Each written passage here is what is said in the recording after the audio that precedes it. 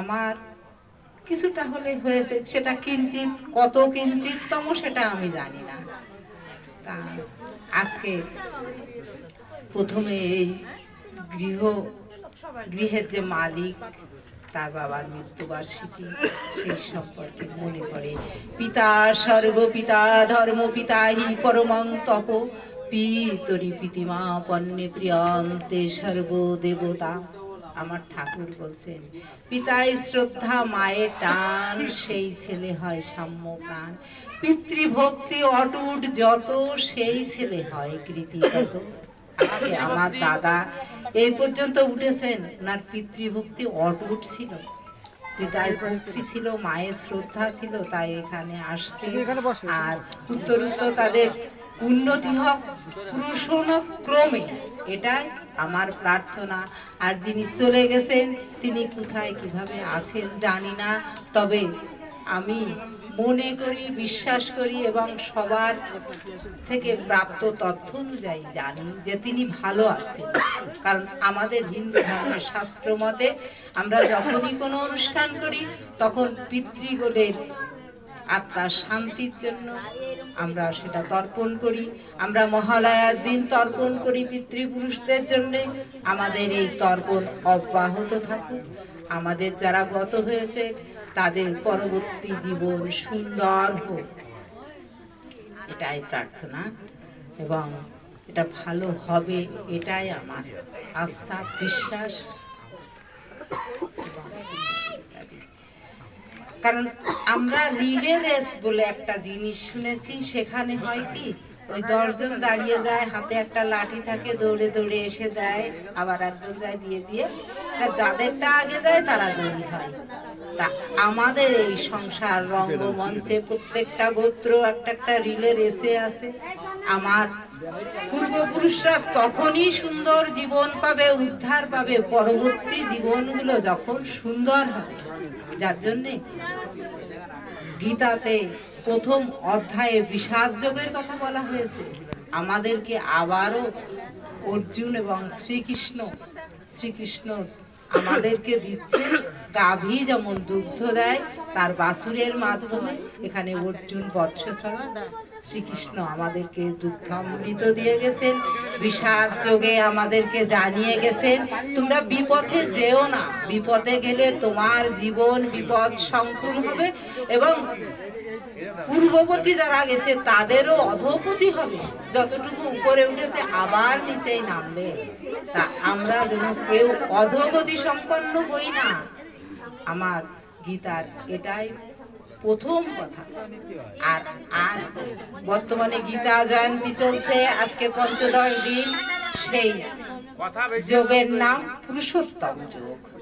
পুরুষোত্তম যোগটা খুবই সুন্দর একটা অধ্যায়, যেখানে বলা হয়েছে যে আমরা স্বভাবত জানি যে গাছটার নিচে মাটির থেকে উপরে ওঠে, আর পুরুষোত্তম যোগে বলা হচ্ছে ঊর্ধ্ব মূল অধ শাখা, এই শাখার পত্র পল্লব গুলো বেদ, এবং একে যে যতটা জানিতে পেরেছে সে ততটা বেদবিদ, এবং ঘর ও অক্ষরের অতীত, তাই তিনি পুরুষোত্তম। যুগে যুগে যখনই আসছেন আমাদের মঙ্গলের জন্য তিনি পুরুষোত্তম হয়ে আসছেন। শ্রীকৃষ্ণ পুরুষোত্তম, তিনি একটা যোগের নামই দিয়ে গেছেন পুরুষোত্তম। আমার ঠাকুর অনুকূল চন্দ্রের তার চলা বলা দেওয়া টেওয়া সবকিছুর ভিতরেই সেই পুরুষোত্তমের ধ্বনি প্রতিধ্বনিত হয়েছে বলে আমরা তাকে পুরুষোত্তম সম্মানে ভূষিত করেছি। এবং আমাদের ভিতরে আজ খুব ক্রান্তি লগ্নে হিন্দু সমাজ, আমরা সনাতন ধর্মাবলম্বী, আমাদের মনে অহংকার, আর অহংকার পতনের মূল। আমরা আজকে এত দুর্দশাগ্রস্ত হয়েছি, কিন্তু আর আমাদের বসে থাকার সময় নেই। আমাদের ভিতরে ধর্মের প্রদীপ জ্বালিয়ে দিতে হবে এবং নিভে না যায় এটা লক্ষ্য রাখতে হবে, না হলে আমরা নিজেদের ধ্বংসে প্রবৃত্ত হয়ে যাব।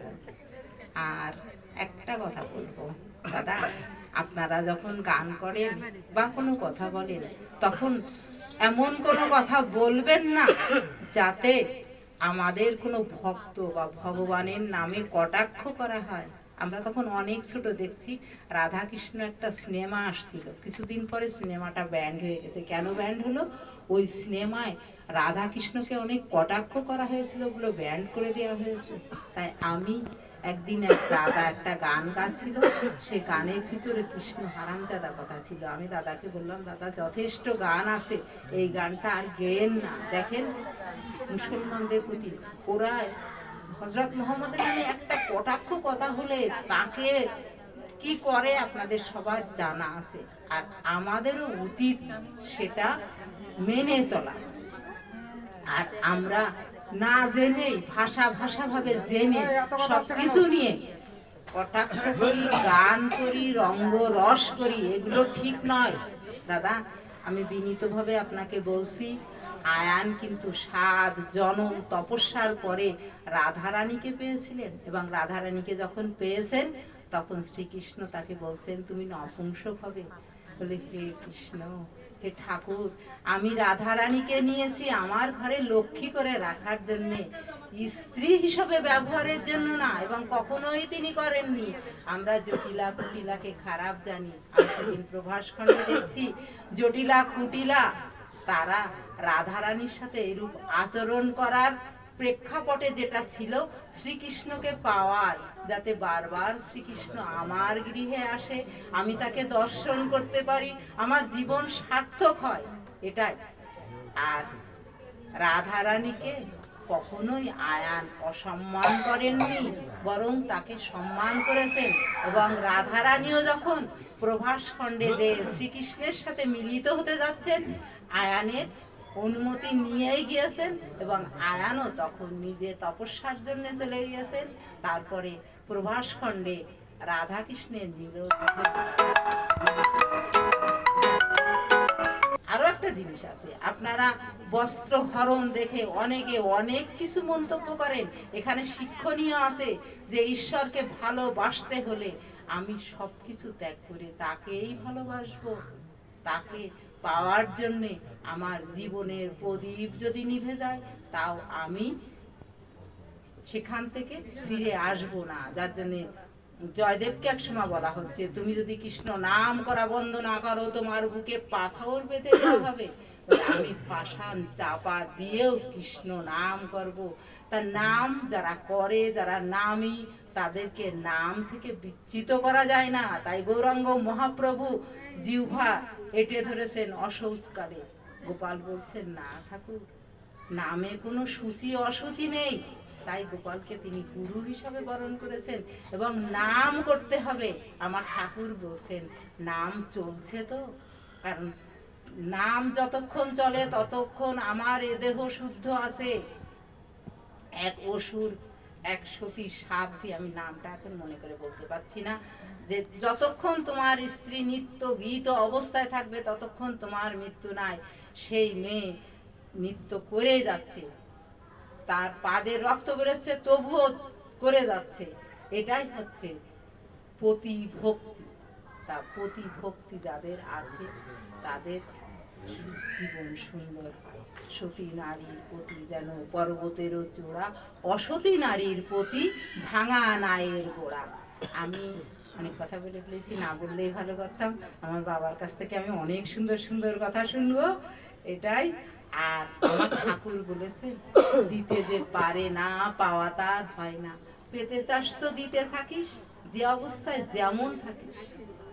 দ্রৌপদী শ্রীকৃষ্ণের হাত কেটে গেলি, কাপড়ের থেকে ছিঁড়ে ছোট্ট একখণ্ড বস্ত্র দিয়েছিলেন, আর তার পরিবর্তে তিনি পেয়েছেন, দেওয়া না থাকলে পাওয়া যায় না, দিয়েছিলেন বলে পেয়েছেন এত পরিমাণ বস্ত্রের পাহাড়। দুঃশাসনের মতো ব্যক্তি ক্লান্ত হয়ে গেছে, বস্ত্রের সরবরাহ কমেনি।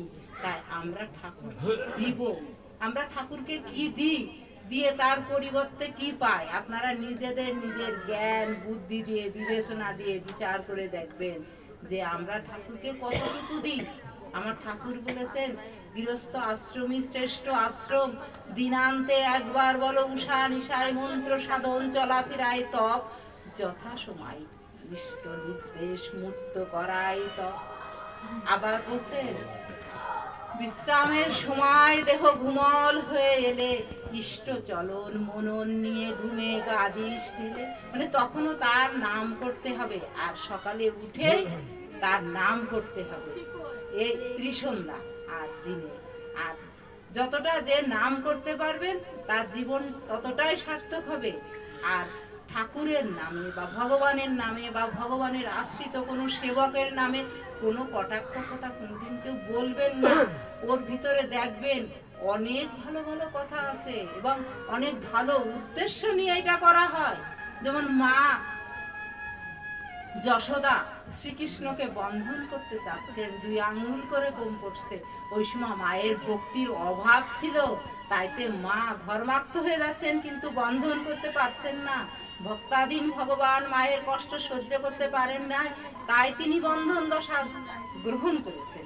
এমনি ভাবে ঠাকুর আমাদের দিকে এগিয়ে আসেন, আমরা তাকে গ্রহণ করি, করে আমাদের জীবন ধন্য হয়। ঠাকুর বলছেন আমার ভক্ত যদি আমার দিকে 1 পদ এগিয়ে আসে, আমি তার দিকে 10 পদ এগিয়ে আসি। আর তারই প্রমাণ স্বরূপ যুগে যুগে ভগবান অবতীর্ণ হয়েছেন ভক্তকে রক্ষার জন্য।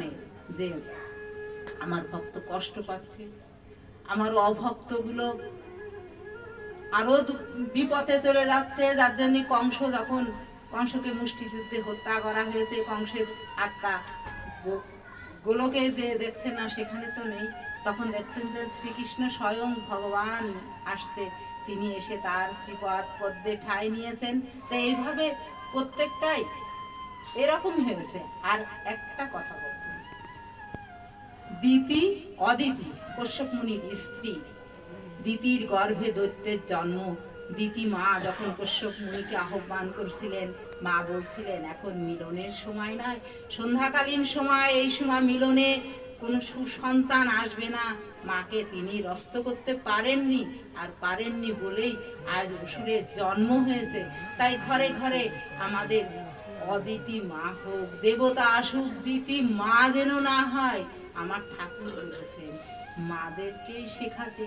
এজন্য ঠাকুর নারীর নীতি, মাতৃমঙ্গল এবং মায়েদের সম্পর্কে অনেক কথা বলেছেন। নেপোলিয়ান বোনাপার্ট বলেছেন আমাকে একটা মা দাও, আমি একটা জাতি দেব। তা মা হলে এই সংসারে অনেক সুখ আসবে, শান্তি আসবে, যেটুকু খারাপ আছে সবই ধুয়ে মুছে সাফ হয়ে যাবে। তাই আমরা ঘরে ঘরে মা তৈরি করব এবং মাতৃ সম্মেলন করব, মাদেরকে নিয়ে বসবো, মাদেরকে জানাবো ঠাকুর কি বলে গেছেন। যদি সময় না হয়, আজকে আমরা নিরক্ষরতার পঙ্কিলে আবদ্ধ নয়। এক যুগ ছিল চক্ষু থাকিতে অন্ধ যাহারা আলোকের দুনিয়ায়, সিন্ধু চেঁচিয়া বিষ পায় তারা অমৃত না পায়। তা আমরা সিন্ধু চেতে বিষ নেব না, আমরা অমৃত নেব। তাহলে আমাদের জীবন সুখী সুন্দর হবে। আমরা ভালো ভালো বই পড়ব, বই পড়ে তার থেকে ভালোটুকু গ্রহণ করব, করে আমাদের জীবন সুন্দর হবে।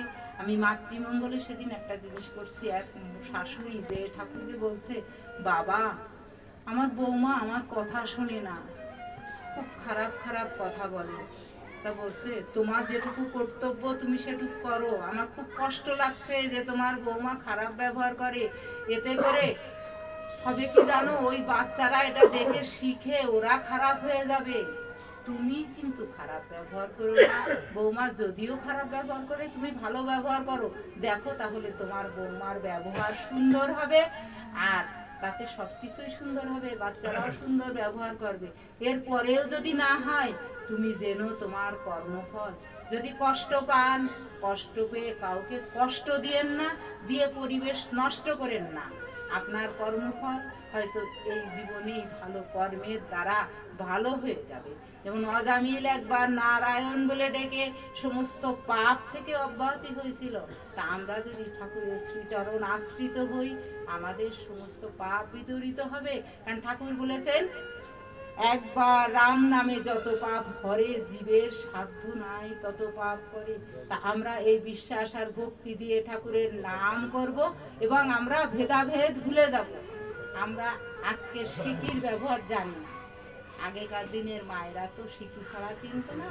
মা বলে দিয়েছেন কি ছেলে এই লাউটা 14 সিকি বেচিস। একজন বলছে কি 3.5 টাকা দিবি, তা বলছে না, মা বলেছে 14 শিখি 3.5 টাকায় দেবই না। কিন্তু 3.5 টাকা 14 শিখি একই জিনিস।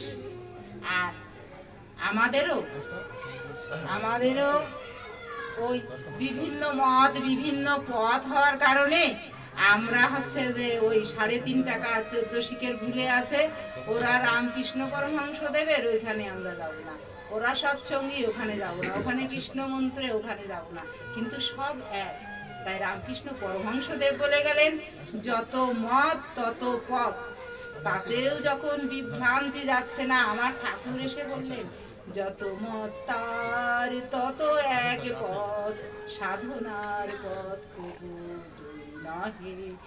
ঈশ্বর এক, ধর্ম এক, প্রেরিত পুরুষ তার বার্তাবাহী। বন্দে পুরুষোত্তম। আমার কথার ভিতরে অনেক ভুল থাকতে পারে, আপনারা ক্ষমা সুন্দর দৃষ্টিতে দেখবেন, নিজেদের জীবন সুন্দর সুখময় করে তোলেন এবং ঠাকুরের চরণ আশ্রিত হন। ঈশ্বরকে ধরলে আর কিছু ধরতে বাকি থাকবে না। সকলেরই সুন্দর সুখী জীবন কামনা করে আমি আমার বক্তব্য এখানে শেষ করছি। আমার ভুলের